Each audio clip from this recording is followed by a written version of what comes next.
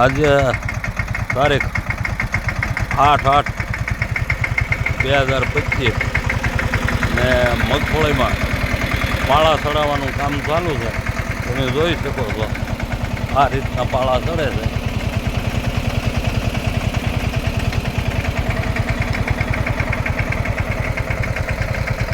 પાળા ચડાવવાથી હુયાને આધાર મળી જાય એટલે ખોટો હુયો ફેલ ન જાય એ હિસાબથી આ બત્રીની દાળીનું વાવેતર છે.